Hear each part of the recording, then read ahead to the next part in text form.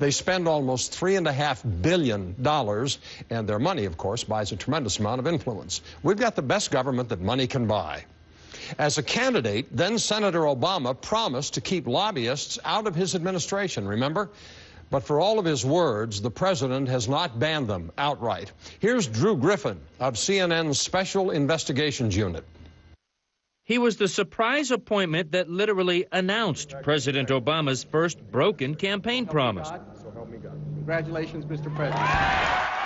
Ladies and gentlemen, the Deputy Secretary of Defense. William Lynn, confirmed as the Defense Department's #2 just weeks after Mr. Obama became president. A shock because William Lynn had spent much of the last decade as a top lobbyist for the major defense contractor, Raytheon. It is, of course, the same old revolving door we've seen from administration to administration, except it was supposed to be different in this administration. Remember this? I have done more to take on lobbyists than any other candidate in this race, and I have won. I do not take a dime of their money, and when I'm president, they won't find a job in my White House. Certainly, having William Lynn, who is a top Raytheon lobbyist, immediately turn around and go into the administration is the revolving door at its worst.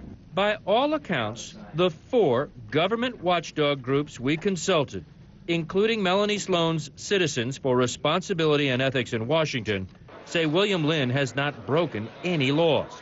But they say he is a poster child for everything wrong with how business gets done in Washington.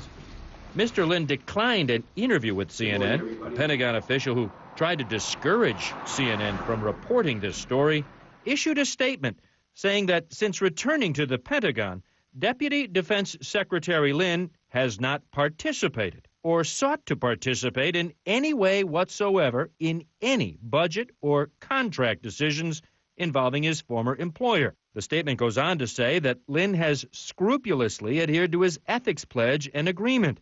It stated that there is absolutely no evidence of any impropriety or conflict of interest by Deputy Secretary Bill Lynn in carrying out his duties at the Pentagon. But how did this lobbyist get back to the Pentagon? In Washington, government watchdogs like Steve Ellis say it's all about those revolving doors. And certainly the revolving door is still spinning. William Lynn's first government job was into the office of senior Democratic Senator Ted Kennedy back in 1987. He was Kennedy's liaison to the Senate Armed Services Committee. 6 years later, with Democrat Bill Clinton in the White House, Lynn moved to the Pentagon, eventually becoming the Undersecretary of Defense in charge of the money. Congratulations. In 2001, a power shift, and Lynn was heading to the revolving door. Early in the Bush administration, that revolving door brought him right here to this building, home of one of the biggest defense contractors, where he became their big lobbyist.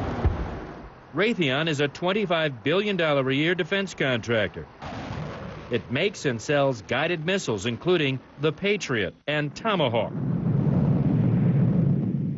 As its top lobbyist, William Lynn was paid pretty well. By last year, Washingtonian magazine estimated his personal wealth at somewhere between $2 and $5 million. But yet another election and yet another revolving door. With Bush gone and the Democrats in charge, that revolving door revolved again for Mr. Lynn, who's now right back at the Pentagon. The Pentagon also pointed out to us that the value of Defense Department contracts with the company haven't changed. Nonetheless, Raytheon's sales, which include overseas contracts that must be approved at the Pentagon, are up 7% since its former lobbyist moved back to government service. Drew Griffin. Nice. Leslie Page with Citizens Against Government Waste say Lynn's hiring by the Obama administration is an example of the same old broken government. Oh, yeah. This is exactly what he said was not going to happen. You know, this town has a problem. This town is dysfunctional. I mean, you get to say anything you want when you need to say it. But when it comes to actually commitments and making those commitments reality, there's a huge disconnect. It's not happening. The Obama administration says it is adhering to its promise, granting a handful of waivers only to those lobbyists like William Lynn who are critical appointments. The Project on Government Oversight, another watchdog group, wants more details. In this Freedom of Information request to the Pentagon, the group asks if Lynn met with contractors, and if so, when. It's a letter the watchdogs at the Project on Government Oversight hoped they would not have to write. So the change didn't happen. This is not the change that we hoped for, no. For the 2010 midterm election cycle, and it spent more than $200 million on TV ads related to health care reform last year. You think anybody in Washington hears the voice of the common man? Think again. The fingerprints of lobbyists are all over this legislation. As one expert put it, quote, they cut it, they chopped it, they reconstructed it, they didn't bury it, I don't think they wanted to, unquote. Lobbyists apparently succeeded at blocking the public option and softening the effect of cost-cutting measures on health care companies.